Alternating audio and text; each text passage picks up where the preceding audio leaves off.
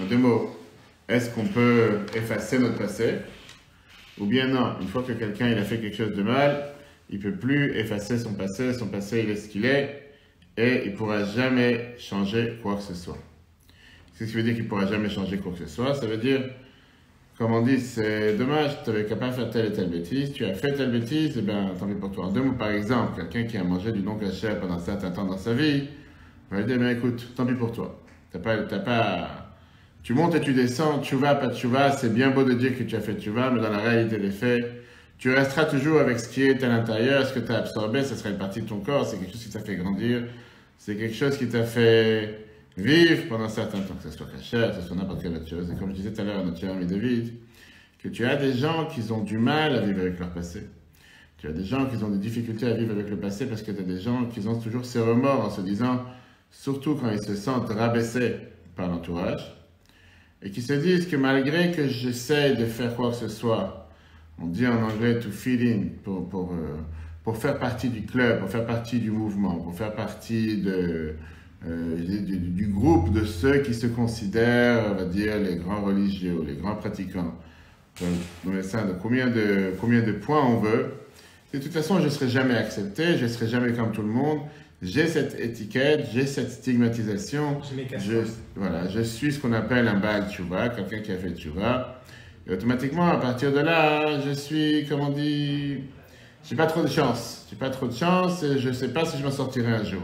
Et le problème, il est que d'abord, on va voir ce soir comment cette pensée, c'est une pensée qui peut nuire énormément. Pas seulement c'est une pensée qui peut nuire, on va voir comment c'est une pensée qui peut causer énormément de tort. On va voir justement, est-ce que c'est la pensée de la Torah? Est-ce que c'est la pensée de la Chassidut? C'est ce qu'on va voir. Est-ce que c'est quelque chose qui a ses bases dans la Torah? Est-ce que c'est quelque chose qui est justifié de penser de cette manière? Et comme j'ai dit tout à l'heure, pourquoi? Parce qu'on va voir par rapport à ce fameux pharaon, comme quoi tout d'un coup cette semaine, il commence à faire tchouva. Si la semaine dernière dans Shemot, il dit comme quoi il n'y a pas de Dieu, je ne sais pas de qui tu parles, Dieu n'existe pas, c'est moi Dieu. On a vu la semaine dernière longuement pour voir sur l'application Etorah, sur le fait que Pharaon te dit comme quoi le Nil, c'est moi qui ai créé le Nil. En Égypte, il n'y avait pas cette notion de demander la pluie, de dépendre de la pluie. Il y avait le Nil c'est mon Dieu, même s'il n'allait pas aller à son île et rencontrer son île tous les jours. Et cette semaine, on voit que tout d'un coup, Pharaon il change, il commence à recevoir quelques coups. Et on va voir d'abord quel était le but de recevoir ces coups. Et au fur et à mesure qu'il reçoit des displays, il commence à changer. D'abord, il dit c'est le doigt de Dieu, après il dit c'est la main de Dieu. Après, il dit, j'ai fauté envers Dieu. Et à la fin, il finit par dire, oui, c'est vrai, Dieu a raison et moi, j'ai tort. Et on va voir, est-ce que c'est facile? C'est-à-dire, en deux mots, quand tu fais une telle tchouva, quand tu fais un tel changement, est-ce que c'est si facile que ça de dire, bon, ça y est, j'ai fauté, désolé, tu as pu faire du mal à ta femme, tu as pu faire du mal à ton mari, tu as pu parler du mal à quelqu'un, tu as pu causer du tort. Et pas juste, tu l'as pris son assiette, tu as pris son portable, tu as fait vraiment du mal à quelqu'un. Et comment tourner la page? Comment s'assurer que ça y est, tu as fait tchouva, c'est pas quelque chose que tu dois vivre avec toute ta vie, etc. C'est ce qu'on va voir. Une histoire très connue. Avec quelqu'un qu'on appelle, comme malheureusement on rencontre ça dans certaines communautés, tout à l'heure justement, le coureur de Dieu aussi à la mémoire pour l'élévation de l'âme de Yaakov Ben Massoud, c'était notamment tout à l'heure. Je parlais à la famille comme quoi c'était quelqu'un. Le papa d'Alexandre. Exactement, oui. Et je parlais à la famille tout à l'heure comme quoi c'était quelqu'un que j'ai connu depuis 18 ans, c'est quelqu'un qui avait.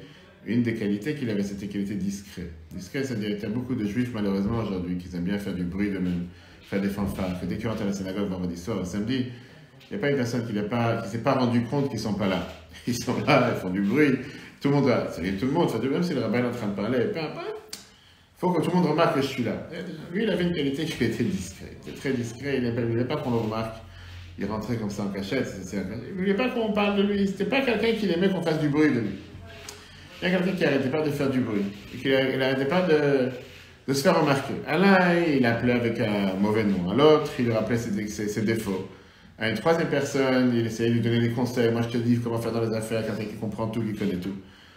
Arrive la fête de Kippour, la veille de Kippour. Et là, il se rend compte à combien de gens il a blessé sur terre, combien de gens ils sont partis de lui avec un mauvais sentiment, qu'il a réussi à leur causer du mal. Des fois, des gens, tu blesses sans vouloir blesser, et que les gens se sentent très mal. Quand tu vois le rabbin, il a demandé est-ce que tchouva ça suffira? J'ai demandé pardon à tout le monde, tous ceux que j'ai causé du tort dans l'année. Et je me dis, voilà, je fais tchouva, je m'excuse, j'ai pas voulu te causer du mal. Tu sais, comme avant, aujourd'hui, c'est la mode. Avant Kippour, je reçois des centaines. Mechila, je ne sais même pas ce que ça veut dire. C'est écrit Mechila, c'est au cas où, c'est encore un texte octobre. Le rabbin, il dit, c'est quoi? C'est très simple. Dehors, tu as une planche de bois. Et dans la planche de bois, tu prends un marteau, tu enfonces des clous et tu mets 50 clous. Après, va demander pardon aux personnes que tu as fait du mal. Et chaque personne que tu vas demander pardon, tu enlèves un clou. Et tu verras à la fin, peut-être que si tu as réussi à enlever tous les clous, ça veut dire que tout le monde t'a pardonné, donc tu es blanchi. Viens me revoir. Oh, il revient après qu'il a fait la mission que le rabbin lui a donnée. Et le rabbin lui dit, regarde maintenant la planche. C'est vrai que la planche, il n'y a plus de clous, mais les trous, ils sont restés. Tu veux dire, tu peux réparer les erreurs que tu as faites, mais malheureusement, la signature ou la trace que tu as laissée dans le cœur de certaines personnes, je pense que malheureusement, quand des fois on voit ça par rapport à des couples, on voit combien des fois des maris ne pensent pas forcément parler ou agir mal envers leur épouse ou leur époux, et que malheureusement, des fois la trace elle reste, et que quelqu'un, et surtout qu'on dit comment Dieu il a créé des femmes avec une mémoire ineffaçable, qui fait que 5 ans, 10 ans, 15 ans plus tard, ils vont te rappeler, oui, mais néanmoins, il y a eu quelque chose que tu peux, c'est pas un disque dur que tu peux reformater. Et même un disque dur que tu reformates. Certaines sociétés vont te dire qu'il n'y a rien qui peut effacer, tu peux toujours l'amener sur une société plus approfondie. Il faut te retrouver des choses, même si tu l'as effacé. Tout le monde fait des fautes dans la vie. On fait tous des erreurs, dans la vie en général. Et le problème qu'on a avec les erreurs, c'est que les erreurs, ils vont nulle part. Les personnes n'arrivent pas à changer. Les erreurs qu'on a faites ne s'effacent pas. Les dommages qu'on a causés, c'est quelque chose qui pèse sur la vie de chacun d'entre nous. Et beaucoup auraient préféré faire en sorte de rentrer dans une machine à laver, de passer par un lavage, essorage, de devenir quelqu'un de neuf, ou d'être créé à neuf. Mais on ne peut pas changer l'histoire. L'histoire, elle est ce qu'elle est. L'histoire, elle est que c'est un fait que parfois ça pèse sur la possibilité de quelqu'un de pouvoir avancer, évoluer, changer. Et que quelqu'un s'est dit, comme je te disais tout à l'heure, quelqu'un parfois il peut se dire, tu sais quoi, avec tout ce que je pourrais faire pour devenir mieux, pour devenir plus proche de Dieu, pour avancer, il y aurait toujours quelque chose à l'intérieur de moi que je ne pourrais jamais atteindre le sommet si je dois atteindre un sommet comme on a dit tout à l'heure. Et la question qui dérange est qu'est-ce qui se passe avec ce passé? Numéro 1, comment on doit regarder le passé?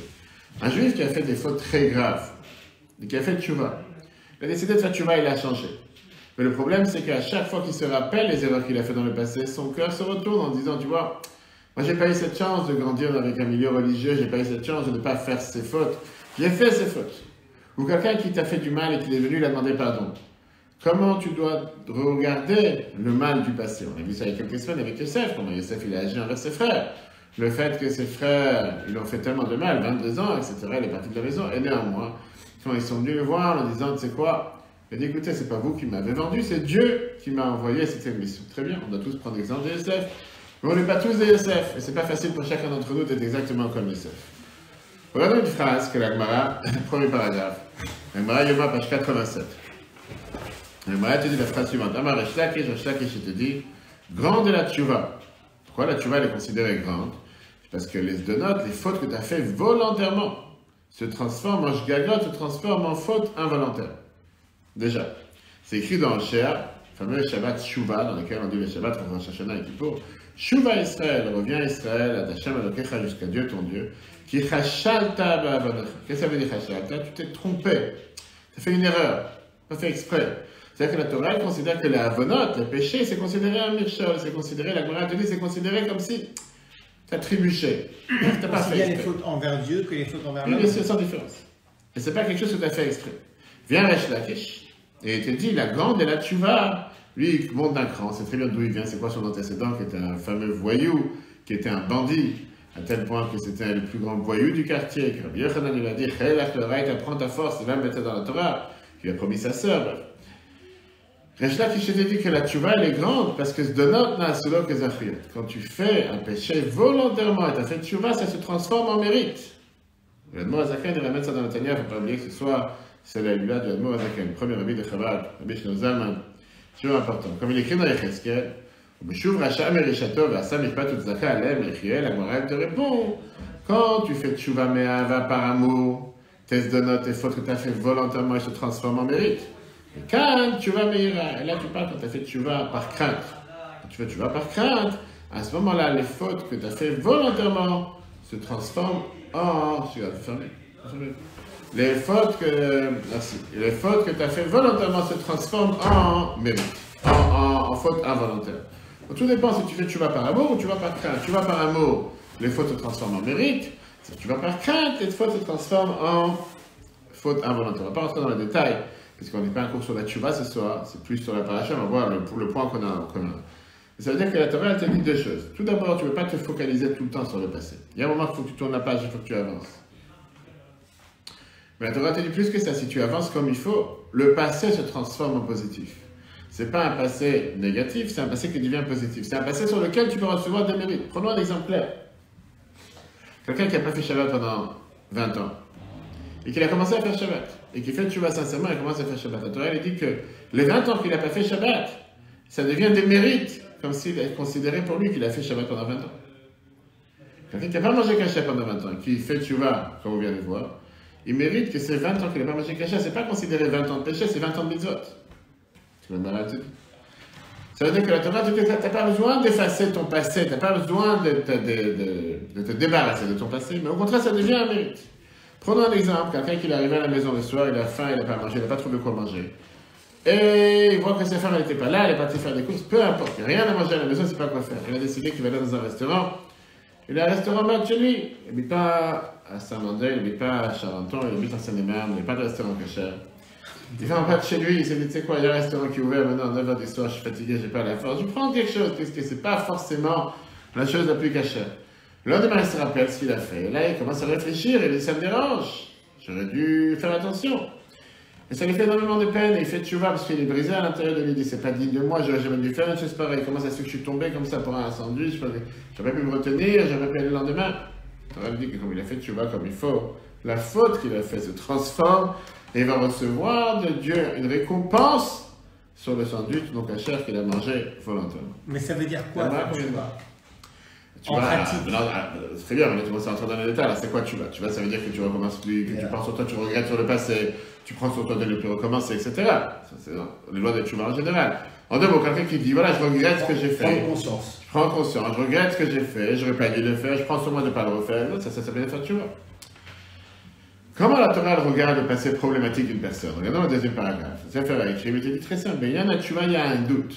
Et c'est une question qui est débattue, comme je dis tout à l'heure, c'est une question que tu ne veux pas, tu es obligé d'y faire face. Quelqu'un qui a fait un péché, concrètement, il a fait un péché. Qu'est-ce que ça va t'aider de faire tchouva parce que tu as regretté et tu fais ce qu'on appelle vidouille, tu reconnais la faute que tu as fait, ça c'est vidouille, tachanoun, supplication, on a fauté, on a volé, etc. et regretté. Est-ce que le fait d'avoir tué quelqu'un, c'est le Faraki qui demande la question. Texte. Est-ce que le fait d'avoir tué quelqu'un ou profané Shabbat va faire revenir la personne que tu as tuée parce que tu as regretté ou tu as dit pardon? Personne n'est mort, qu'est-ce que je te fasse? Personne n'a le pouvoir de faire revivre quelqu'un aujourd'hui, par Dieu. Ou est-ce que le Shabbat que tu as profané va être reconsidéré, gardé parce que tu as fait tchouva? Le Shabbat, il a été profané. Tu n'as pas respecté le Shabbat. Tu montes et tu descends, le Shabbat, tu ne l'as pas fait. Et il te donne, ça voudrait dire comme un exemple que tu as détruit une maison. Et tu reconstruis la maison avec ta bouche et avec ton cœur. C'est pas comme ça que la maison va être reconstruite. Tu as pris une bombe, tu as pris un marteau, tu as pris un tracteur, tu as détruit une maison, tu as démoli une maison parce que tu étais sur les nerfs. Après tu dis, je suis désolé. C'est un mot bon français, je suis désolé. Je suis désolé, je demande pardon. Très bien, tu as demandé pardon, la maison elle est reconstruite. Elle n'est pas reconstruite, la maison elle est détruite. Et ça, c'est une question que le Sefer a écrit, mais tu te demandes, c'est une question réelle, c'est une question. Qu'est-ce que ça veut dire que tu as fait le tchouva? Comme tu dis là, je regrette, je demande pardon. Tout est beau, mais concrètement, le Shabbat, il a été fait, il n'a pas été fait. Comme si je te dis concrètement, tu as pris le médicament, tu n'as pas pris le médicament, tu n'as pas pris le médicament. C'est comme si tu as pris, il n'y a pas de comme si. Ou tu l'as pris, ou tu ne l'as pas pris. Ou tu as fait ce qu'il fallait faire, ou tu n'as pas fait ce qu'il fallait faire. Rashi, dans la paracha de cette semaine, nous donne la réponse. C'est pour ça qu'on parle de ça aujourd'hui. Apparemment, c'est un Rashi simple. Ce n'est pas un Rashi qui demande beaucoup de méditation et d'explication. Mais le Rabbi qui nous a appris avec sa sagesse comment faire attention au mot de Rashi, comment faire attention aux détails de Rashi. Il a donné tout un discours juste sur ce Rashi qui, à l'apparence, te paraît comme quelque chose de banal. Mais c'est un Rashi tellement profond qui vient et qui te montre cette base fondamentale de qu'est-ce que ça veut dire la tchouva, de qu'est-ce que ça veut dire pouvoir réparer, pouvoir effacer, transformer, prendre le bagage du passé en passé positif et pas passé négatif. Paracha Vayera, comme on l'a dit tout à l'heure, c'est la paracha qui nous parle des 10 plaies. On commence avec les 7 premiers plaies. Pharaon, d'abord, il se moque de Moshe, ce manque de demande que Moshe et Aaron, vous n'avez pas demandé, je t'en supplie, fais sortir le peuple juif, libère le peuple juif d'Égypte. Et à la place, il commence à recevoir les coups, une plaie après une autre. Environ une par mois, il reçoit une plaie qui dure environ une semaine, 3 semaines de repos, une semaine une plaie, 3 semaines de repos, et comme ça avance, et la paracha nous montre cette première plaie. La dernière plaie de la paracha, c'est la plaie de Barad. C'est quoi la plaie de Barad? C'était la plaie la plus difficile, la grêle. C'était quoi cette grêle? La septième. C'était quoi cette plaie? On dit que cette plaie, c'était la plaie qui a vraiment cassé le marteau sur la tête de Pharaon. Jusqu'à là, il se moquait. Ce trêve, on a parlé Shabbat longuement, les grenouilles, parce qu'ils ont des cuisses de grenouilles à manger éternellement. C'est un problème, ça leur a fait quelque chose. Les grenouilles, ça ne dérange pas, ça fait du bruit, tu t'apprends à vivre avec. Bref, c'est tombé la grêle. Là, c'est la première plaie que Pharaon a dit qu'on voit dans le chiffre 2. Khatati, j'ai fauté. Pharaon qui dit j'ai fauté. Imagine-toi Hitler qui dit j'ai fait une erreur. Imagine-toi Staline qui dit j'ai fait une erreur. Imagine n'importe quel tueur, dictateur qui dit j'ai fait une erreur, je me suis trompé. Kadhafi, c'est bon, n'importe quel autre. Shemot, chapitre 9, verset 27-28. Vaishlach Paro, il a envoyé Vaikra le Moshe ou Aaron, il a appelé Moshe et Aaron. D'ailleurs, il leur a dit Khatati apam, cette fois-ci j'ai fauté. Ensuite, la grêle sur la tête, et maintenant j'ai fauté. Hachem Hatzadik, Dieu il a raison, Dieu il est le juste. Vani, Vami, Hachaim, et moi et mon peuple, nous sommes les méchants, les mauvais. Atirou al Hachem, je vous en supplie, priez à Dieu. Verav, Miyot, Kolot, Elokim, Barad, Vachalcha, Etrem, Velotesifonam, je vous en supplie, priez à Dieu que Dieu fasse que la grêle s'arrête. Vous allez pouvoir partir et vous n'allez plus devoir venir attendre. Bref, en 2 mois, il a fait tchouva. Il vient de se rendre compte d'avoir la grêle sur la tête. Et là, il s'est dit que finalement, il y a certainement Dieu sur terre, il faut être reconnaissant, etc., etc. Jusqu'à présent, Pharaon demandait seulement d'arrêter la plaie. Vous savez, laisser partir le peuple juif. Et une fois, c'était un jeu. Une fois que la plaie s'arrêtait, il commençait à jouer son jeu. Mais là, son cœur a été brisé. Il reconnaît du fait que je me suis moqué de Dieu. Jusqu'à présent, il n'y avait pas de Dieu pour lui. C'est moi Dieu. On a vu ça dans la paracha la semaine dernière. Le client, quand il vient, il nous dit qu'est-ce qui s'est passé? Qu'est-ce qui a fait que Pharaon, ce fameux Pharaon, tout d'un coup, maintenant, il commence à reconnaître qu'il y a un Dieu, ça y est, c'est fini. Qu'est-ce qui a changé jusqu'à présent? Et le client t'explique que la plaie qui est tombée, c'était une plaie tellement dure qui a fait qu'il a sous-estimé la puissance en 2 mots. Il s'est dit, oui, moi aussi je suis Dieu, Dieu il est sympa, mais moi aussi je suis Dieu. Mais là, il s'est rendu compte que Dieu, il n'est pas forcément de ton niveau. C'est un vrai poineau. Tous ceux qui jouent à MMA, c'est vraiment un poineau, c'est quelqu'un qui fait mal. Qu'est-ce qui s'est passé? On dit d'un côté, sont tombées du ciel des balles de pétanque, c'était vraiment la taille d'une balle de tennis. La grêle, imagine-toi aujourd'hui, quand est-ce que tu vois ça, la grêle? Quand les gens ils ont quelque chose qui s'engrobe, je sais pas quoi, comme un caillou, ils font des photos. Regarde-moi cette grêle. Imagine-toi des balles de tennis, la tête. Pendant une semaine, c'est ça? Exactement. Qui tuaient des gens. Maintenant, le problème, c'est que cette grêle, ces boules de grêle, étaient mélangées dans du feu. C'est aussi des boules de feu, que Dieu nous en préserve. Aujourd'hui, il y avait un ballon qui est tombé sur Sderot, un ballon en feu qui a explosé sur une maison à Sderot, et grâce à Dieu, il n'y a rien eu. Mais imaginez-nous la même chose. Des boules de feu qui tombent du ciel, avec le poids de la grêle, qui casse tout, qui détruit tout, qui met le feu partout. Et la pluie qui était mélangée à la grêle, et le feu qui étouffait, qui noyait. En 2 mots, c'était la totale. Tu avais l'eau, les inondations, le feu. Bref, c'était le chaos total. Là, il ne s'attendait pas à une chose pareille. Regarde comment Raj Pliaka nous explique. Shemot. Chapitre 9, ici, verset 14, au milieu. Qui va pas Mazot, Anisholer, comme Alivota, Dieu lui a dit ici au milieu. Il dit que cette fois-ci, j'envoie toutes mes plaies. Le client vient et te dit que Matzin ou Makot Abarad, on a vu dans la plaie de la grêle, un exemple pour les 4 méthodes Bedin, les 4 peines capitales par lesquelles le tribunal avait la possibilité de pouvoir tuer quelqu'un. D'abord, il y avait la lapidation par les pierres, comme les balles de grêle. Sref Abaesh, brûlé par le feu qui s'enflammait avec les gens ils étaient tués par le feu et par les pierres. Chelek, ils étaient étranglés parce qu'il y avait tellement de pluie qui tombait avec la grêle. Il y a beaucoup qui se sont noyés. C'est vrai, ils ne peuvent plus respirer ni quoi que ce soit. Pharaon est brisé et demande pardon. Il demande Mechila, il demande pardon comme un bon juif. Il vient et demande pardon. Moshe demande à Dieu d'arrêter la plaie. Qu'est-ce qui se passe? Et là, la Torah, elle emploie un terme bizarre pour te dire comment la plaie s'est arrêtée. Tu regardes le même chapitre 9, verset 33. Moshe, il sort de la ville parce qu'il ne pouvait pas prier dans la ville. À chaque fois, il sort de la ville pour prier à Dieu. Il lève ses mains vers le ciel. Vayardelou, Akolot, Vabarad, regarde comment la Torah te dit, les voiles, les tonnerres, les éclairs, sous le bruit et la grêle, ou matin, l'onitachat, la pluie n'a pas frappé par terre. C'est ce que la Torah te dit. C'est comment la pluie, elle s'est arrêtée parce que la pluie n'a plus frappé par terre. Mais en règle générale, quand la Torah elle parle de la pluie, elle te dit le yeredat, la pluie ne descend pas par terre. Là, la Torah ne te dit pas qu'elle n'a pas descendu par terre, elle te dit l'onitar, elle n'a plus frappé par terre. Viens les commentateurs. Et ils te disent, la question qui dérange est la suivante. Combien d'espace on a entre ici et le ciel? Combien d'espace? Ça prend du temps, d'accord? On n'est pas je sais pas, à 1 kilomètre. Ça prend du temps. Moshe, il sort, et il demande à Dieu, arrête de faire tomber la grêle. Pharaon, il a fait tchouva, Pharaon, il demande pardon. Maintenant, il est temps d'arrêter. Qu'est-ce qui se passe avec la pluie qui est au milieu, qui est en chemin? Où est partie cette pluie? Ça arrête pas, elle bouge pas, elle tombe quand même. À partir de quel moment la plaie s'arrête? Il y a bien quelque chose qui est au milieu en attendant, il y a des boules qui sont... Qu'est-ce que vous savez avec tout ça? Viens les commentateurs et te disent, ça prend du temps depuis que la pluie elle tombe du ciel jusqu'à la terre. Viens la Torah, elle te dit, ça c'est ce que la Torah veut allusionner avec le mot qu'elle te dit, l'onitar, la pluie n'a pas tapé par terre. Regarde dans Rashi. Ça c'est le Rashi sur lequel on s'arrête aujourd'hui. Rashi il te dit, qu'est-ce que ça veut dire l'onitar? L'eau il dit à la pluie n'est pas arrivée jusqu'à terre. Celle qui était au milieu. Mais Rashi te dit, fotan shayuba avir, même ceux qui étaient dans l'air, l'eau il dit, ils sont restés suspendus dans l'air. Viens Menachem Ben Saouk, qui est celui qui a fait, Rashi t'amène, celui qui a fait le premier milon hébraïque pour le langage du Chumash. Et lui, il te dit, ça ressemble à ce qu'on dit en général quand tu prends du métal, que tu fais chauffer pour devenir liquide, métal, de l'or, etc. Et tu dis pareil, qu'est-ce que ça veut dire l'onitar? C'est-à-dire qu'il n'a pas coulé à terre. C'est comme du métal que tu es en train de chauffer, mais qui n'est pas encore en train de couler. En deux mots, ça s'est évaporé dans le ciel, et ça s'est évaporé dans... C'est pas tombé par terre. Ça, c'est pour ça que la Torah a utilisé ça. Deux réponses qu'on a ici. D'après une explication, la pluie n'est pas tombée par terre, elle est restée bloquée quelque part. Et après, elle est partie. La deuxième explication, c'est que la pluie, elle a perdu cette qualité de liquide, et elle a évaporé, et elle est repartie dans le ciel comme elle était. On a ici d'autres commentaires qui pensent comme Rashi, le Rabbeinu Bechaye. Rabbeinu Bechaye vient et te dit, une fois que la pluie est tombée du ciel, Amad ben Hashamayim l'arrête, elle est restée entre le ciel et la terre. Rabbi Abraham, le fils du Rambam, il vient et te dit, la pluie, Nimna Mitchilat Shirikatot, dès qu'elle a commencé à descendre, elle s'est évaporée. L'atmosphère, c'est pas un dérèglement climatique, va expliquer ça comme tu veux, elle n'est pas tombée.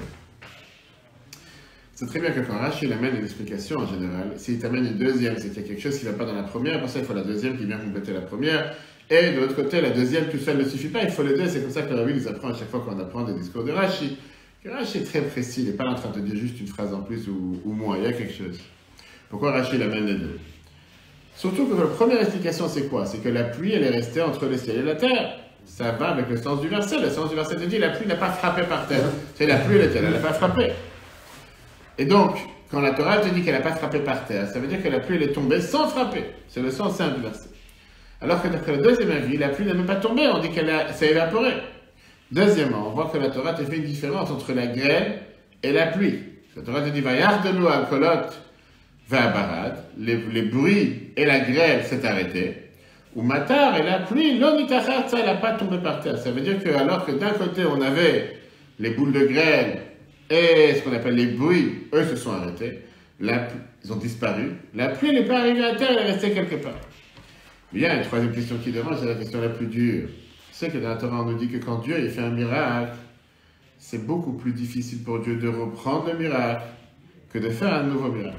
Fameuse histoire, nous raconte Agmara, Tani, page 25. Rabbi Chanina ben Dossa, qui faisait partie des grands de la génération, qui est un grand tzaddik, qui fait beaucoup de miracles. Il vivait pauvrement. Et il vivait avec une énorme pauvreté. Une fois, la maison, elle s'est vidée du manger. Il n'y avait pas quoi manger, et sa femme ne pouvait plus supporter qu'il n'y ait pas quoi manger à la maison. Donc elle a demandé à Dieu, je voudrais t'en supplie, d'envoyer une bracha pour qu'on puisse avoir de quoi manger. Et on dit que du ciel est tombé un pied en or, qu'elle a rattrapé, et elle a pu le prendre devant de vaisselle, elle est très riche. Elle est arrivée la nuit, et elle a rêvé qu'elle et son mari sont assis au Gan Eden, ils sont assis autour d'une table, alors que tous les tzadikim, ils sont assis autour d'une table à 4 pieds, eux ils sont assis autour d'une table à 3 pieds. Elle a raconté à son mari. Et ils ont demandé à Dieu, je te demande d'enlever le pied en or que tu nous as donné. En deux mots, c'est comme si nous avons manqué un pied qui était à notre table au Gan Eden. Une main du ciel est sortie et a repris le pied. La Gemara te raconte. Et la Gemara te termine, le deuxième miracle était plus grand que le premier. Pourquoi? Parce que du ciel on donne et on ne prend pas. Alors que là, Ils ont donné et ils ont aussi pris. Tu veux dire que le fait que Dieu d'abord lui a donné une abondance, après Dieu il a écouté sa prière pour enlever ce qu'il a donné. En règle générale, on dit que du ciel, Dieu te donne, Dieu n'enlève pas de ce qu'il te donne. Ça, c'est la première explication qu'il donne, c'est pourquoi Dieu envoie la pluie, et après il dit non, je dois reprendre avec marche arrière, depuis quand on entend que la pluie. Ça, il y a quelque chose qui ne va pas ici. Quand Rashi te dit dans la deuxième explication qu'il y a quelque chose que la pluie, elle est tombée du ciel, et la pluie, elle est repartie, ça veut dire que Dieu, il a fait un double miracle. Mis à part ce qui s'est passé avec la plaie, il a repris la pluie, alors qu'on sait très bien qu'en général, quand Dieu donne quelque chose, il ne reprend pas ce qu'il a donné. Donc, pourquoi Rashi ne peut pas se suffire avec le sens simple du premier verset, que la pluie, elle est tombée, et qu'elle n'est pas tombée jusqu'à terre. Après, bah, c'est bon, pourquoi tu dis non, elle a fait elle a fait demi-tour. Elle est descendue par terre, après elle est repartie. Comme l'a dit, le Rabbi s'arrête sur ce Rashi. Le Rabbi t'apprend ici une base fondamentale par rapport à la tchouva. Qu'est-ce qui se passe avec les fautes qu'on peut faire une fois qu'on a fait tchouva? Et la deuxième explication que Rashi te dit, Rashi vient et te dit quoi en deux mots? Que la punition, elle disparaît totalement. Et ça fait allusion au mot que Pharaon il a employé, c'est en disant j'ai fauté. Que le fait qu'il a dit j'ai fauté, Dieu a considéré que l'erreur qu'il a faite, elle n'était plus là. C'est comme si elle n'était plus là. Mais moi, je peux compris quelque chose. Vas-y. Qui m'interpelle. Pourquoi Hachem il a eu besoin d'attendre que Moïse lui dise que Pharaon il a fait tchouva? Pourquoi il a eu besoin de l'intermédiaire de Moïse? Puisque Hachem il est très bien, il aurait été capable de le faire sans que Moïse lui demande, n'est-ce pas? Pourquoi il avait besoin d'envoyer les 10 plaies, il aurait pu se débarrasser de Pharaon sans 10 plaies? Ça sous-entend qu'il est un intermédiaire. Mais 100%, Moshe c'est un intermédiaire. La Torah te dit que Moshe, le rôle d'un tzaddik, le rôle d'un rabbi, c'est quoi? Qu'il est un Memutza Anochi. Qu'est-ce que Moshe a dit dans la Torah? Anochi Omed, Ben Hashem ou Ben Echem. Je suis là pour être entre Dieu et vous, pour vous amener la parole de Dieu. Ça, c'est le rôle d'un tzaddik, ça, c'est le rôle d'un rabbi, ça, c'est le rôle d'un maître de génération, ça, c'est le rôle de Moshe. Dieu, il a nommé un intermédiaire qui vient pour rattacher. Qu'est-ce que tu dis tous les matins dans la prière? À part si tu es idolâtre. Vayaminu B'Hashem ou Moshe Avdo. Qu'est-ce que ça veut dire Vayaminu B'Hashem? Que le peuple juif ait confiance en Dieu et en Moshe, son serviteur. C'est-à-dire qu'on a deux dieux. C'est tout ça qui pose des questions. Qu'est-ce que c'est le Rabbi de Lubavitch, un tzaddik, quoi tu crois un tzaddikim? On a parlé de ça, mais. C'est ce que tu pries tous les jours. Et la Torah, elle te dit. Pardon, la Torah, elle te dit que tu es obligé de passer par Moshe. C'est l'intermédiaire entre Dieu et le peuple juif, que tu veuilles ou pas. Parce que l'email de Dieu, tu ne le connais pas. Son WhatsApp, tu ne l'as pas non plus. Et tu peux parler à Dieu du matin jusqu'au soir. En général, il y a un plafond ce qui fait que la prière, la résurrection, elle ne parle pas au-dessus. Donc ça veut dire que la prière, elle sert à rien? C'est pas que ça sert à rien, elle sert. Mais c'est comme je te dis, tu vas envoyer un courrier à Macron. Même s'il est en Israël demain. C'est pas forcément qu'il va le recevoir. Et c'est pas forcément qu'il a reçu ton courrier non plus. Et pour autant, ça se peut que tu vas recevoir une réponse. Que le secrétaire de l'Élysée t'envoie une très belle lettre. Il va bien recevoir un quand même. Oui, très bien, c'est ce que tu viens de dire. C'est sur 1000, il y en a là 199 qui n'arrivent même pas à son bureau. Et qu'il y a le secrétaire qui vient et qui dit cher monsieur Jonathan, je vous confirme que le président a bien reçu votre lettre. Il a été très touché. Il a été très touché. Et il vous répondra bref, ou bien il t'a répondu, il a pris à cœur, merci, on ne l'a jamais vu. La différence avec les tzadikim, c'est que les tzadikim, ils donnent la lettre dans la main du président. Et c'est la raison pourquoi on doit faire passer par un tzaddik, pour qu'on doit prier sur la tombe d'un tzaddik. Pourquoi on passe par un tzaddik, parce que sans ça, on ne peut pas. Maintenant, Dieu, il a donné Moshe pour aller libérer le peuple juif. Puisqu'ils ont, comment on appelle ça, puisque Dieu l'a nommé, automatiquement, Moshe joue, est-ce qu'on dit, qu'est-ce que j'ai besoin d'aller prier, demander à Dieu ce que j'ai besoin? Dieu, il sait déjà ce que j'ai besoin. 100% Dieu sait ce que tu as besoin. Dieu, il attend que toi tu viens, tu le demandes aussi. C'est comme un père qui sait. En passant par un tzaddik. Ou en passant par un tzaddik. Puisque au final, on parle de Moshe maintenant. J'ai du mal avec ça. Ou dans la vie. J'ai du mal à comprendre. Encore une fois, tu pries tous les jours, est-ce que tu passes par un tzaddik? Non. Quand tu pries tous les jours, tu dis Baruch Ata Hashem, tu fais la Hamida tous les jours. Quel est le but d'aller prier, pèleriner sur la tombe d'un tzaddik? Ce qu'on a parlé justement pendant le voyage. Parce que quand tu pries tous les jours, si tu es un grand tzaddik, alors tu as la chance que ta prière, elle atteint directement le trône céleste. Si tu es un demi-tzaddik, ou si tu es un tzaddik pas parfait, la prière ne va pas forcément atteindre ça. Ça prend beaucoup d'efforts. Encore une fois, comme tu dis, Dieu reçoit des centaines de prières tous les jours. Alors que quand tu pries par l'intermédiaire d'un endroit où se trouve un tzaddik, automatiquement, c'est ce que je t'ai dit tout à l'heure, c'est comme si tu donnes une lettre dans les mains de Mike Pence, qui vient demain en Israël, tiens, remets ça au président Trump. Il dit, ah, t'inquiète pas, je le mets dans la poche. J'ai raconté justement quand on était au Oel il y a 2 semaines, qu'il y avait une très belle vidéo qui tourne, on peut voir, quand on donnait les lettres au Rabbi dans les mains du Rabbi, la veille de Rosh Hashanah, ou pendant les chidoutes, que j'ai eu la chance plusieurs fois, pendant les audiences privées, même si c'était en groupe, chacun passait à donner sa lettre au Rabbi. Le Rabbi, en général, il prenait les lettres, une dizaine, une quinzaine, une vingtaine, en fonction de ce qu'il décidait lui, et après il te mettait un élastique autour des lettres, et il mettait sur la table, on mettait dans le sac, et après il revenait dans son bureau, etc. Certaines personnes avaient cette chance que la vie prenait la lettre et mettait dans la poche. C'était du hasard, c'était comme si il a resté du favoritisme. Et puis, il savait qu'est-ce qu'il devait mettre dans la poche. C'est plus proche, c'est plus facile. Encore une fois, c'est pas le cours, c'est par rapport à ta question. Comment ça se fait qu'il ne devait pas séparer, il ne savait pas que Pharaon. C'est comme tout dans la vie. Avant de rentrer dans le sujet, et c'est justement une partie de ta question, la question qui dérange, et n'importe quelle personne qui apprend les diplômes se pose la question, qu'est-ce qu'on a besoin de tout ce cinéma? Qu'est-ce qu'on a besoin de tout ce théâtre? Dieu il a besoin vraiment de diplômes pour faire comprendre à Pharaon qu'il y a un Dieu sur terre. Non, mais il avait besoin de punir pour le mal qu'il a fait. Je pense vraiment que ça a changé quelque chose. On va tout de suite voir, on a parlé ça l'année dernière, on peut voir sur l'application de Torah que le but des diplômes c'était pour les Juifs, pas pour Pharaon. Parce que Pharaon, les Égyptiens ne pouvaient plus l'abattre en un instant. Il n'avait pas besoin d'avoir. C'est pour que les Juifs, ceux qui allaient devenir Juifs, prennent conscience qu'il y a un Dieu sur terre qui est plus haut que les lois de la nature et qui gère la nature. Parce qu'il ne faut pas oublier que nous étions des idolâtres. À tel point que les anges sont venus, ils sont demandés à Dieu avec quel droit tu noies les uns et tu sauves les autres dans la mer rouge. Eux, ils sont idolâtres, eux, ils sont idolâtres. On n'avait aucun mérite. Néanmoins, il fallait que les Juifs se rendent compte qu'il y a un Dieu sur terre. Mais pourquoi on avait besoin d'avoir perdu une année entière, la réalité, pour faire tout ce cinéma? L'eau qui tourne ensemble, les grenouilles qui sortent, et les poux, et la grêle. Ça va, on sait que t'es fort. Je veux montrer que t'es fort. Qu'est-ce que Dieu cherche à faire ici? Dieu il aurait pu faire en sorte. Prends une plaie, prends le sang. Il n'y a plus d'eau. Un an, il n'y a pas d'eau. Pourquoi une semaine?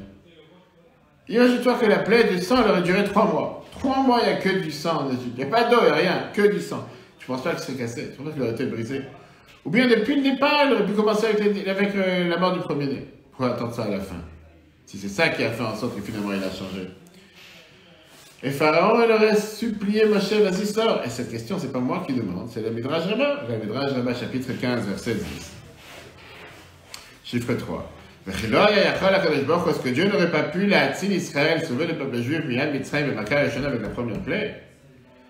Pourquoi cette question? Parce qu'on sait très bien que Dieu ne fait pas un miracle en vain.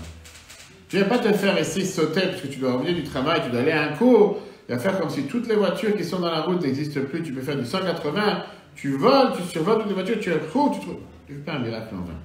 Dieu ne change pas les lois. On a vu ça la semaine dernière, je crois, il y a 2 semaines. Dieu ne va pas te changer les lois de la nature pour te faire plaisir.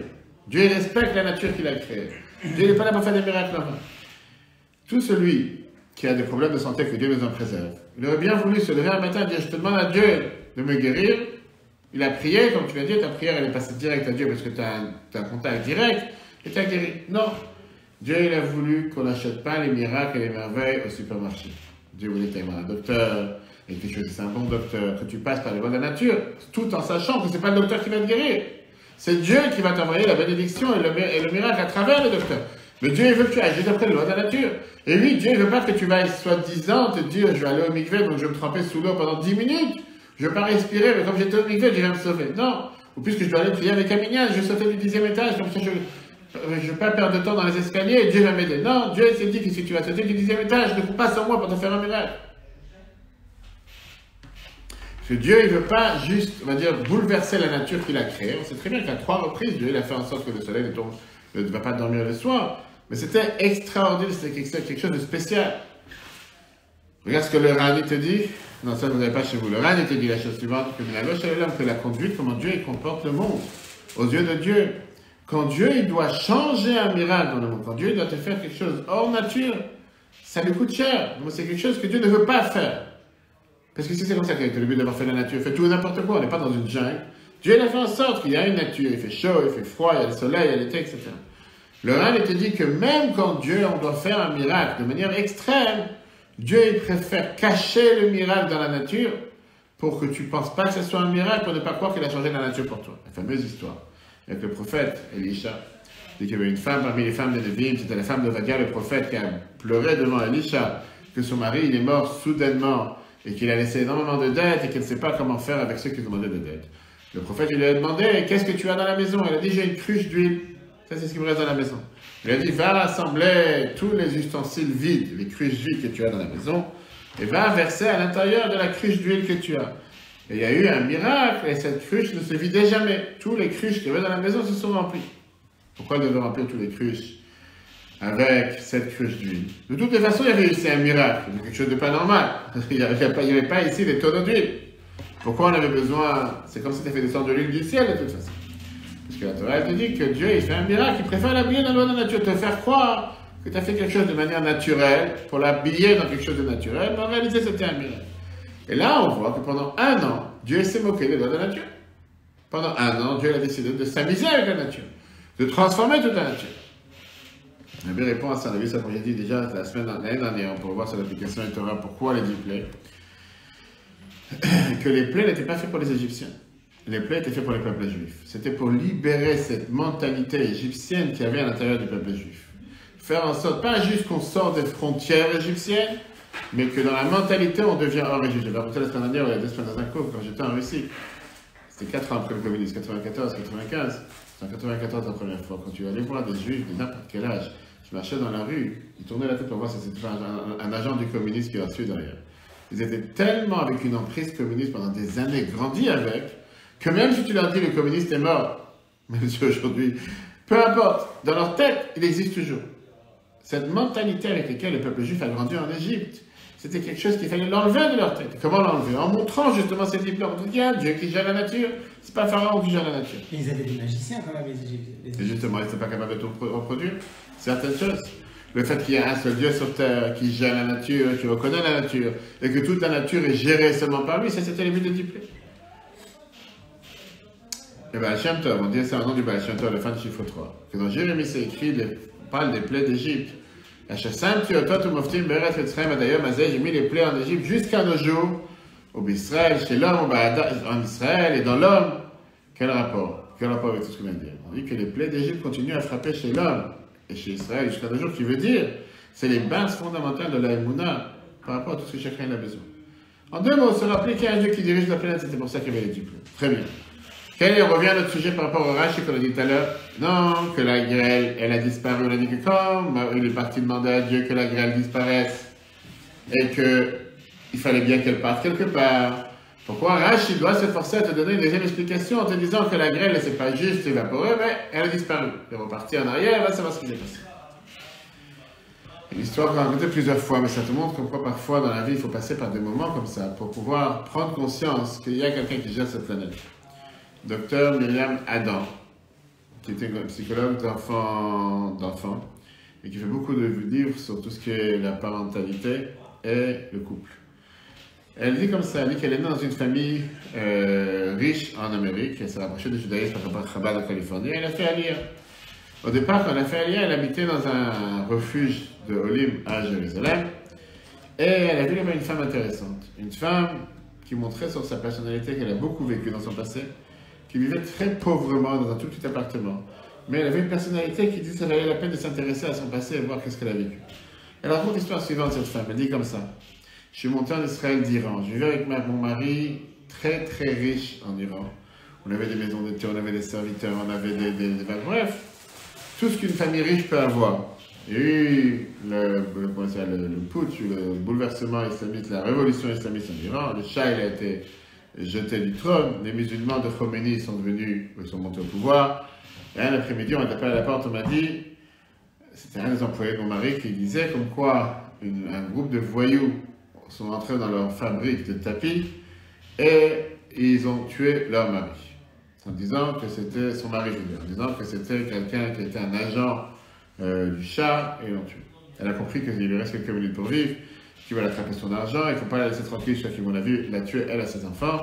Donc elle a pris les quelques bijoux qu'elle avait dans la maison, elle a pris ses enfants des écoles, et elle est partie à la province qui était en dehors de la ville. La nuit, elle a pris un contact avec quelqu'un qui faisait passer la frontière, d'Iran en Turquie, et elle a décidé avec lui comme quoi il doit passer la frontière. Il disait, la nuit pleine, elle raconte, et à partir de ce moment-là, ça a commencé l'enfer qu'on ne peut pas décrire. Quel enfer. D'abord, il les a fait monter sur des chameaux, après il a sorti un revolver. Et il a montré le revolver devant les enfants, il leur a dit qu'on ne peut pas s'arrêter au milieu du chemin. Il a dit qu'un enfant qui ne va pas suivre les conditions, il reçoit une balle dans la tête, il va être enterré sur place. Ils ont marché, ils ont chevauché les chameaux pendant 18 heures par jour. 6 heures du matin à minuit. Le jour, c'était Khamsin, c'était vraiment l'enfer, pas comme à la, c'était 50 degrés. C'était le désert, c'était vraiment insupportable. La nuit, un froid total. Parfois, dans la nuit, ils ont dû passer un fleuve congelé. Les chaussures sont tombées des pieds. Et ils sont sortis du fleuve pieds nus, ils continuaient à marcher sur des roseaux de cactus qui sont avec des pics. Bref, c'était la vraie enfant. La petite fille, elle a commencé à crier et le garde, il met le revolver sur la tête, il dit, si tu cries encore une fois, je te tue sur place, tu finis ta vie ici. Et donc la mère et le grand-fils, le premier-né, ils essaient de faire des tours pour prendre la fille pour essayer de la garder sur les mains. Elle n'en pouvait presque plus, il devait passer maintenant à un pont qui était sur des cordes qui bougent, et en bas il y avait un grand abîme. Bref, c'était la totale, la jungle. Elle criait avec ses forces qu'elle ne peut plus monter sur ce pont, et lui il criait que si tu n'avances pas, on a fait la condition, c'était que si tu commences le voyage, tu dois le terminer, sinon je te tue à toi et tu abandonneras tous les enfants. Elle avait une haine contre ce passeur comme elle n'a jamais eu une haine dans sa vie. Et à chaque fois, elle se disait que si jamais moi j'aurais eu un revolver, je l'aurais tué déjà depuis longtemps, qu'il me laisse tranquille, peu importe où je suis. Cet enfer a duré 2 semaines, jusqu'à ce qu'ils ont vu la frontière turque. Dès qu'ils arrivent en Israël, ce passeur, il rassemble les enfants et les embrasse, et sachez que je suis juif comme vous. Et je vous aime comme mes enfants. Je n'avais pas d'autre moyen de vous faire passer ce voyage seulement de cette manière-là. J'aurais été sympa avec vous. Vous aurez jamais passé ça. À chaque bobo, chaque truc, laisse tomber, on s'arrête. Je suis obligé de vous secouer, d'accord? Qu'est-ce qui fait passer cette histoire? Que l'histoire peut être regardée et peinte de différentes manières. Quand la personne qui a voulu leur montrer comme quoi il était prêt à les tuer à un instant, il a montré comme quoi en vérité que c'est pas quelqu'un de cruel, c'est quelqu'un qui cherche le meilleur bien pour eux. Automatiquement, il est devenu comme la personne. Heureusement qu'il était là. Et grâce à lui, on a fait ce voyage. Qui veut dire quoi? La vie, c'est pas quelque chose qui est totalement figé et fermé. Les faits sont des faits comme ils étaient là. Tu ne pourras pas changer les faits. Les faits, ils sont là. Les trous dans la planche, ils sont là. Mais le sens que tu peux donner aux trous qui est dans la planche, ça peut changer par rapport au futur. Le passé, ça pouvait être une chose. Le futur, ça peut être autre chose. Quelle est l'idée de la tchouva? Quand quelqu'un, il se cherche. Et quand quelqu'un, il regrette ce qu'il a pu faire quand même. C'est pas seulement qu'il ouvre une nouvelle page par rapport à ce qu'il a fait dans le passé. C'est qu'il donne un nouveau sens aux fautes qu'il a fait dans le passé. À 2 manières. Tout d'abord, la faute qu'il a fait, c'était une faute qui se peut paraître qu'il a fait involontairement.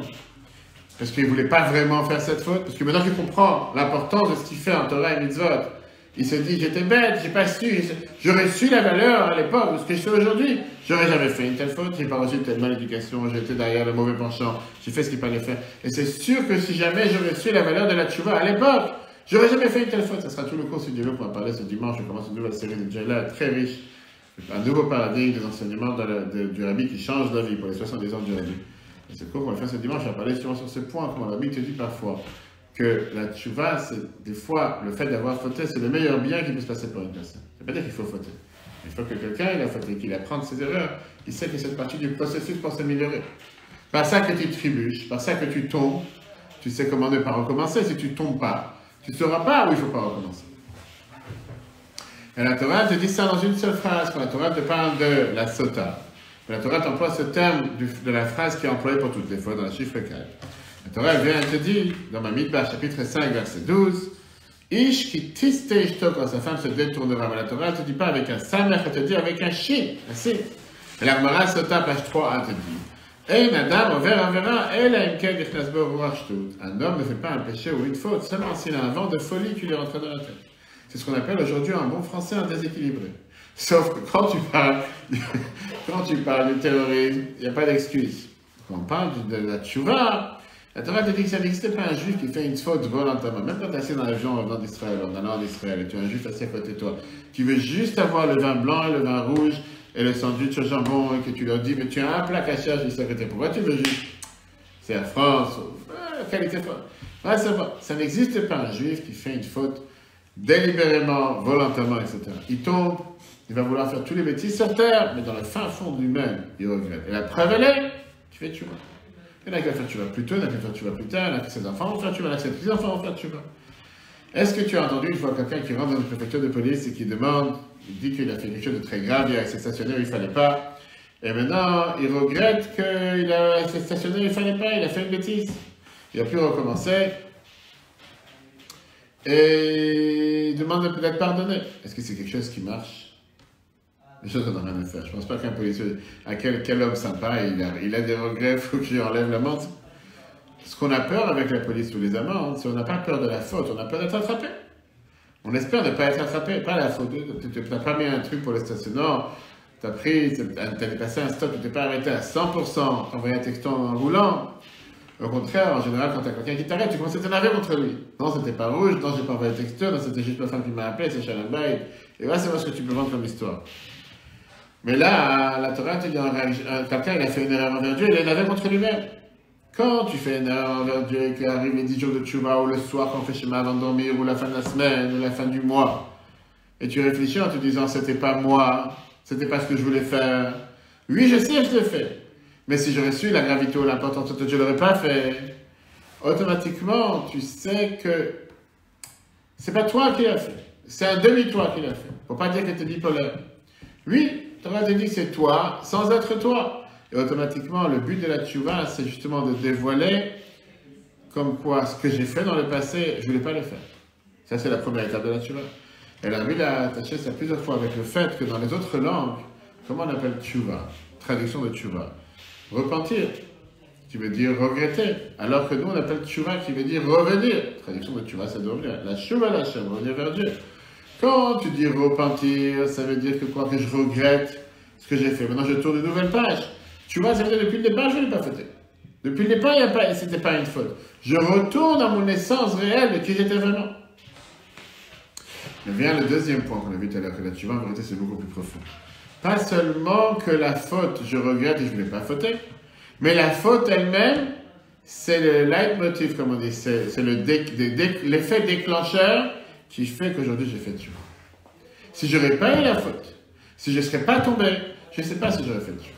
Mais le fait que je suis tombé, c'est ça qui a fait que j'ai pris conscience qu'il ne faut pas que je le fasse. Et donc automatiquement, cette faute ne peut pas être considérée comme quelque chose de mal, mais c'est considéré comme un processus, ça fait partie du but dans lequel je vais arriver, qu'il faut faire ce qu'il faut. Quand tu crées aujourd'hui un brouillon, et ce brouillon fait en sorte que tu vas l'effacer pour faire une meilleure image, un meilleur plan, quoi que ce soit, grâce au brouillon, tu sais comment faire la bonne image. Si tu n'aurais pas eu le brouillon, si tu n'aurais pas eu l'erreur que tu as fait, tu n'aurais pas forcément sorti la bonne image. Le fait que tu as fait une fois, que ce n'est pas exactement ce qu'il fallait. Tu as fait une deuxième fois, il y a encore une erreur. Maintenant, tu sais où il faut refaire l'erreur. Donc, tout ça fait partie de l'étape finale, qui est la bonne étape. Pourquoi on voit que les Baalei Tchouva en général, ils ont cette force et cette puissance de pouvoir se sentir proche de Dieu beaucoup plus que n'importe quelle personne qui n'a jamais fait d'erreur, qui n'a pas grandi, qui a grandi dans un milieu religieux, etc.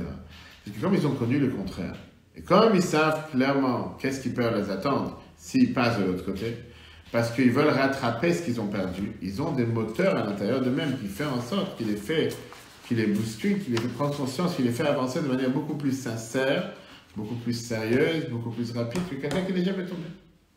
Et c'est la raison pour laquelle parfois on voit des gens qui ne sont jamais tombés, que officiellement à l'apparence ils ne sont jamais tombés, mais à l'intérieur d'eux-mêmes, ils se disent ça serait bien que je goûte ce qui se passe de l'autre côté aussi. Alors que quelqu'un qui a déjà passé de l'autre côté, il sait très bien de quoi il doit s'enfuir. Et donc, la Bible t'explique comme quoi en réalité la tchouva c'est quoi? La faute, pardon. La faute, ça fait partie d'une préparation pour pouvoir faire la mitzvah. Et c'est pour ça que Resh Lakish te dit que des fautes, on a vu tout à l'heure dans la Gemara, que les fautes que tu as fait volontairement se transforment en mérite. Pourquoi se transforment en mérite? Parce que la tchouva te libère du passé, elle te donne un nouveau sens au passé. Elle fait en sorte que c'est pas juste je tourne la page, j'ai pas envie de vivre avec mon fardeau. La Bible, merveilleuse réponse que j'ai faite à tous les jeunes couples, que la Bible te dit comme quoi chacun vient avec son fardeau. Chacun vient avec son passé de 20, 25 ans antérieur. Tu ne pourras pas l'enlever. Autant vivre avec. Et autant l'utiliser pour construire ensemble. Là, tu vois, elle vient réécrire ta vie à nouveau et te montrer comme quoi, même les fautes que tu as fait volontairement, c'est eux qui t'amènent aujourd'hui à faire les plus grands mérites. Grâce aux fautes que tu as fait. Donc, ces fautes-là font partie des mérites. Ne font pas partie des fautes. Je fais mes histoires, raconte à chaque fois sans arrêt avec quelqu'un qui est un grand milliardaire américain et qui a signé un contrat sur acheter un nouvel tour, je peux bien mis sur 10 milliards de dollars. Et quand il est arrivé pour signer le contrat, il a dit, je ne sais pas écrire. Comme je ne sais pas écrire, je ne vais pas signer, signe-toi à ma place, on va à la secrétaire de signer. Tout le monde a dit, ah, si toi tu aurais su écrire, ben c'est bon, tu aurais pu arriver aujourd'hui, tu aurais été comme une fois plus. Il a dit, si moi j'aurais su écrire, j'aurais été aujourd'hui un chamage dans une synagogue. Pourquoi? C'est quoi l'histoire? Et donc, il a grandi dans une maison de pauvres. Et à l'âge de 16 ans, il cherchait un travail dans le Lower East Side de Manhattan. Il cherchait un travail, un emploi pour soutenir la famille. Il est parti, il a entendu que dans la synagogue, on cherche un shamash. Et donc, il s'est proposé. il devait signer le contrat. Mais il ne savait pas écrire et il ne savait pas lire non plus. Donc le gabaï de la synagogue, là où il s'est le matin, il dit quoi? Un illettré comme toi, tu ne sais même pas lire, va dehors, tu n'as rien à faire ici. Donc il n'avait pas le choix, il devait sortir de la rue, il s'est proposé à ce qu'il peut transporter des cajots de tomates. Il a commencé à transporter des cajots de tomates. De ça, il est devenu un vendeur de tomates. Du vendeur de tomates, il est devenu un chef de... Il a eu un bout dans lequel il peut avoir son stand. Du stand, il est devenu un producteur. Du producteur, il est arrivé jusqu'à signer aujourd'hui un contrat, jusqu'à avoir un contrat à 10 millions de dollars, sans savoir écrire. Si j'aurais su écrire, j'aurais été un gabaï à la synagogue aujourd'hui. En termes, la vie t'explique, ça c'est l'idée pourquoi Rachid dans la paracha de cette semaine, il te dit, qu'est-ce qui dérange, pourquoi il doit amener la deuxième explication? Comment on peut dire que la pluie, elle est restée dans l'air comme punition? Pourquoi elle n'est pas descendue sur terre?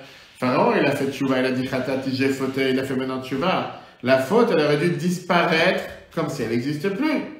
Il a fait tchouva.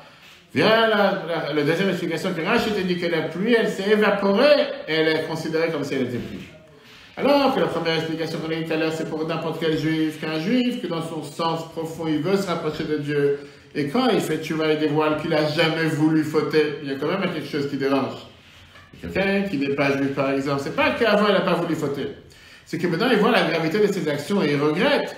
Et c'est pour ça que quand la pluie elle est tombée avant, elle est restée dans le monde comme un signe par rapport à la faute qu'il a fait.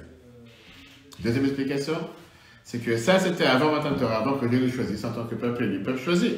Et donc même chez un non-juif, il y avait ce sens de pouvoir faire tchouva à tel point qu'il n'y a plus de faute, il n'y a plus de traces par rapport à la faute qu'il a pu faire. Et ça c'était les deux derniers paragraphes qu'on vient de voir. Ça nous montre deux points. Ça répond à la question que tu as demandé tout à l'heure. D'abord, le domaine du pardon entre une personne et un autre. Il y a plusieurs niveaux de demander pardon dans la Torah. Entre les hommes et la Torah elle-même, on voit plusieurs niveaux. On voit que Jacob, il a pris les bénédictions de Esav, jusqu'à lui dit, tu dois t'enfuir, jusqu'à ce que ton frère, il oublie ce qui s'est passé, ce que tu lui as fait. C'est-à-dire que Rivka, elle n'est pas en train de se faire des films et d'imaginer que Esav, il va pardonner à Jacob. Elle dit au pire, il va oublier, il va laisser au passé, il va laisser en arrière ce qui s'est passé, et il va tourner la page. Ça, c'est Rivka. Yosef qui rencontre ses frères 22 ans plus tard. Yosef, il leur peint la photo et le film de manière totalement différente de comment c'était jusqu'à présent. Yosef, il vient et leur dit, ne pensez même pas un instant que vous m'avez fait du mal. Vous m'avez pas fait de mal, vous m'avez fait que du bien. Quel bien vous m'avez fait? La preuve, c'est que maintenant je suis vice-roi. Donc je vous remercie de m'avoir vendu. Yosef qui était capable de dire, c'est pas vous qui m'avez vendu, c'est Dieu qui m'a placé. Maintenant, on va comprendre que ça, c'est la différence, justement, qu'on a vu tout à l'heure. La Bible explique entre les juifs et les non-juifs. Un juif, il comprend que les fautes font partie du processus d'avancer, du processus de s'élever. Et donc, il regarde les fautes comme un bien caché, comme si le mal n'était pas vraiment un mal. Un non-juif, on parle de Pharaon, il accepte le fait que maintenant, il a fait tchouva, et maintenant, il tourne la page. Khatati, j'ai fauté, on veut que je tourne la page.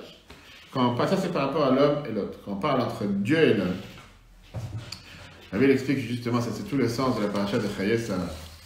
Chaye Sarah, on te dit au départ, la vie de Sarah. Et de quoi elle parle la paracha? Tout sauf la vie. Elle parle de la mort. Et d'abord, elle te dit que 20 ans comme 7 ans, 7 ans comme 20 ans comme 100 ans, Kulam, Shavim et Torah, elles étaient tous les mêmes, elles étaient sans faute, elles étaient belles, etc. Tout celui qui lit la vie de Sarah, c'était tout sauf une belle vie. C'était tout sauf le paradis sur terre.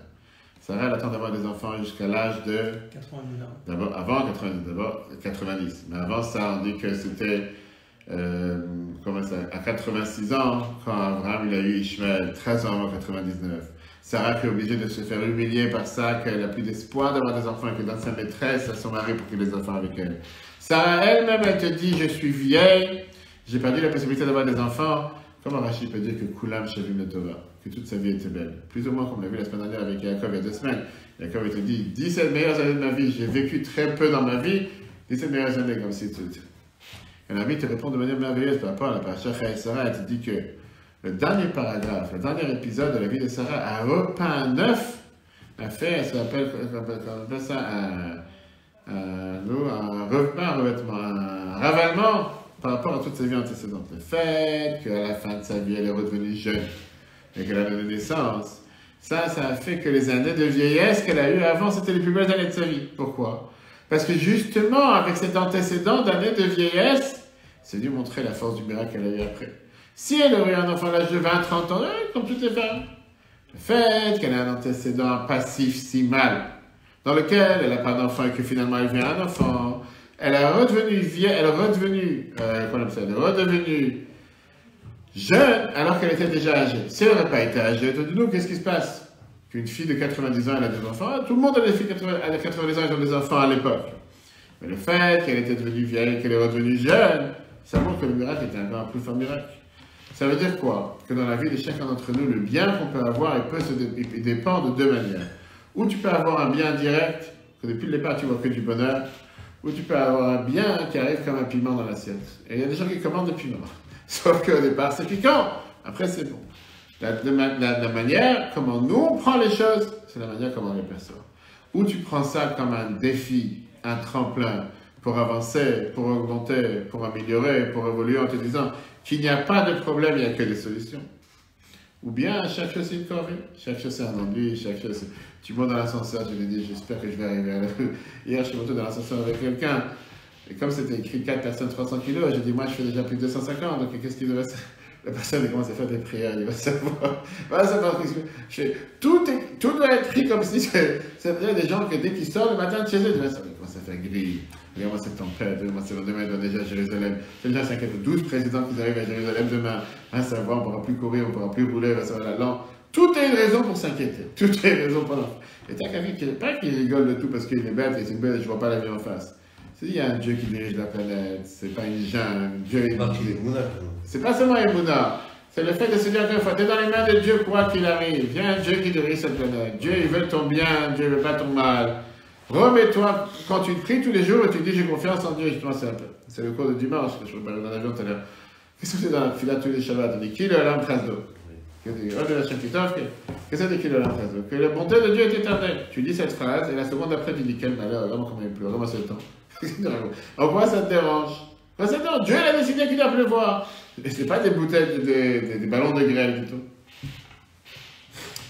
Qu'est-ce que ça veut dire concrètement dans la vie de chacun d'entre nous? Que chacun peut réécrire son histoire comme lui désire. Chaque moment de la vie, tu peux choisir le bien. Et tu peux donner un nouveau sens aux erreurs que tu as faites, aux faiblesses que tu as eues, aux défauts que tu as. Comme on a vu dans le cours de Dieu la dernière fois de l'inquiétude, que les défauts qu'on a sont les plus grands cadeaux que Dieu nous a donnés. Quelqu'un qui a fauté, qui a fait une erreur, il peut se mettre à pleurer le matin jusqu'au soir, mais il ne va rien construire. Ça ne va pas être productif, ça ne va rien changer. Alors qu'à la place, je prends une décision considérable que je peux recommencer, que peut-être il n'aurait pas pris cette décision si je n'aurais pas fait l'erreur. À ce moment-là, il transforme cette erreur en un moment d'étude, un moment de force, qui transforme cette erreur en mérite, parce que c'est grâce à cette erreur qu'il est arrivé à faire le mérite. Et s'il recommence? Alors, tu sais quoi? Dieu n'attend pas de nous d'être parfait. On a le droit de tomber. Rappelle-toi que nous sommes faits pour tomber. Si on aurait dû être des tzadikim, on aurait été sur une autre planète. Barata tzadikim, barata Hashem, la Torah te dit Dieu nous a créés avec le bon penchant et le mauvais penchant. Ça nous a dit, tu as vu la fameuse histoire en te disant qu'est-ce que tu veux qu'on fasse? Si Dieu il aurait mis le paradis sur terre et le mauvais penchant dans le ciel, tu peux vouloir qu'on soit des gens parfaits sur terre. Dieu t'a mis le paradis dans le ciel et il t'a mis tous les plaisirs, les désirs, les fantasmes, tous les bêtises devant tes yeux. Tu ne veux pas fauter. Ça veut dire ça. On est humain, qu'est-ce que tu veux? Dieu nous a créés comme il nous a créés. C'est le même Dieu qui t'a créé avec tes défauts. Il nous a créés avec le mauvais penchant, pas pour nous embêter. Justement, comprendre que le mauvais penchant il est là pour faire en sorte qu'on ne tombe pas. Et oui, quand on est tombé, on doit se taper sur la tête. Qu'est-ce qu'on est bête d'être tombé? Parce qu'il n'est pas là pour qu'on tombe, il est là pour faire en sorte qu'on ne tombe pas. Quand tu as un obstacle, tu es en train de faire une course de joie, et tu as le maître qui vient et te met la barre à 50, je sais pas, à 10 mètres. C'est pas que tu sois bête et tordu, là, là-bas, et là, je fonce dans la barre. Pourquoi il y a là-bas? Pour que tu sautes au-dessus de là-bas. Ah, tu te dis, tu sais quoi, moi je pensais qu'il fallait rentrer dans là-bas. Il t'a mis là-bas pour que tu passes au-dessus. Et une fois que tu as passé cette barre, le prochain tour, le cheval revient. Il te dit, mais non, il faut passer à 12 mètres. Et non, je peux pas, maintenant je rentre dans là-bas. Pourquoi tu rentres dedans? Non, parce que la compétition, c'est comme ça. Donc, est-ce que cet obstacle, il est là pour t'embêter? Est-ce qu'il est là pour que tu tombes? Est-ce que le mauvais penchant est là pour te faire tomber? Ou il est là pour te dire, ne tombe pas? Et donc, je remercie qu'il soit là. Parce que grâce à lui, je vais encore plus haut. Et c'est tout ça, tout dépend de la manière comment tu regardes cet obstacle. Tout ça, ça dépend de la manière comment tu prends ce défi, cette épreuve. Est-ce que c'est un mal qui me dérange? Ou bien, tu sais quoi, je remercie Dieu de m'avoir donné cette épreuve, mais ça je vais aller encore mieux, encore plus long. Quelqu'un qui a un problème de santé, il va commencer à approfondir et comprendre pourquoi il a eu tel problème. Et tout comme ça. Tout à l'heure, je disais l'aide du Rabbi aux enfants, justement, je suis dans laquelle par rapport au problème de santé, que quelqu'un, il est curieux, qu'il est triste, qu'il a découvert qu'il a un problème de santé. Ça veut dire qu'il est triste de ça, qu'il devrait être content. Combien de gens n'ont pas découvert qu'ils ont un problème de santé, pour ça, ils ne se guérissent pas. Toi, tu as découvert que tu as un problème de santé. Grâce à ça, tu vas te guérir. Tout dans la vie peut être pris de cette manière. C'est tellement riche. Parce que oui, tu peux regarder, tu commences à pleurer, ouais, j'ai découvert, je sais pas, j'ai un problème, j'ai découvert, j'ai un kyste, j'ai découvert, j'ai un ci, j'ai un ça. Va pleurer, qu'est-ce qui va changer en pleurant? Je remercie mon Dieu que j'ai découvert un problème, maintenant je vais pouvoir me soigner. Parce que celui qui est à côté de moi, il n'a pas découvert qu'il a un problème, il ne peut pas se soigner. Et ça, c'est la manière de penser, ça, c'est ce qu'on appelle, pas seulement un positive thinking, c'est des pensées positives. C'est dans la vie de tous les jours, dans la manière comment tu agis tous les jours, et grâce à ça, on peut réussir. Qu'on sera rappelé sur l'application Etora, sur Google et Apple. Très bonne soirée à tous, et si Dieu veut, à la semaine prochaine.